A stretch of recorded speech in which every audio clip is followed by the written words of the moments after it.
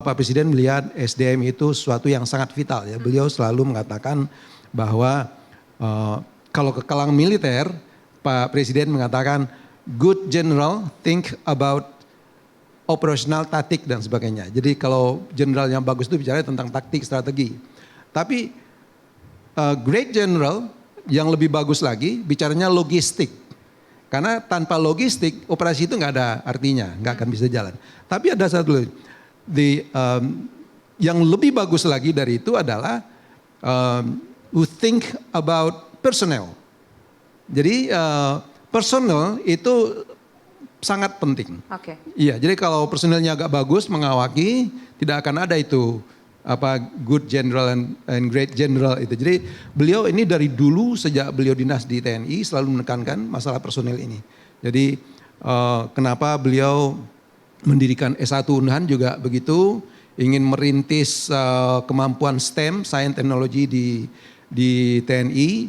Beliau mengatakan revolusi STEM di tubuh TNI. Jadi kita betul-betul mempersiapkan personil ini lebih tersistematis dan betul-betul direncanakan dengan baik. Oke, itu secara garis besar yang sudah dilakukan bentuk kontribusi Unhan terhadap program-program pemerintah. Termasuk yang paling terdekat kemarin adalah soal kontribusi terhadap para ahli-ahli gizi di SPPG ya Pak ya. Ada berapa Pak yang sudah lulusan yang sudah mengabdi di SPPG? Yang sudah deploy sekarang 2.000. 2.000? 2.000. Satu gelombang kita bikin 1.000.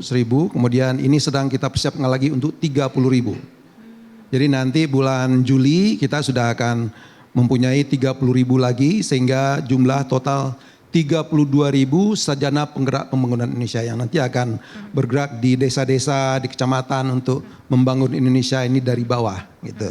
Oke, nah kalau itu dari segi untuk membangun negeri, tapi kalau bicara soal Indonesia mau dibawa ke depannya bukan hanya soal pembangunan negeri, tapi juga soal pertahanannya.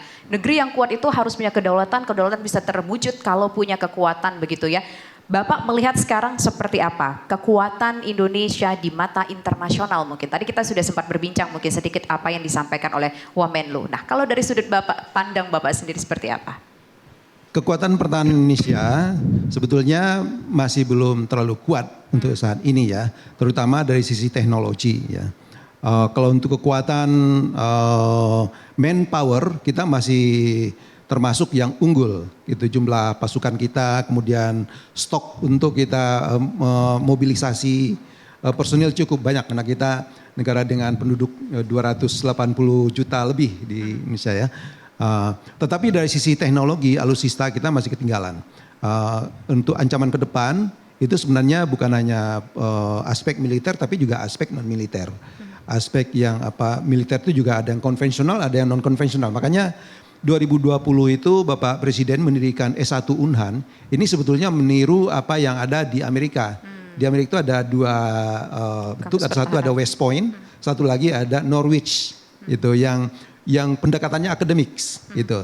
Nah ini sebetulnya bagaimana kita menyiapkan ke depan untuk aspek peperangan non konvensional. Jadi para lulusan Unhan ini nanti baik itu dokter, apoteker, kemudian engineers, saintis, mereka akan bergerak di bidang-bidang itu baik untuk kepentingan perang yang konvensional maupun non konvensional maupun untuk kepentingan-kepentingan yang non militer.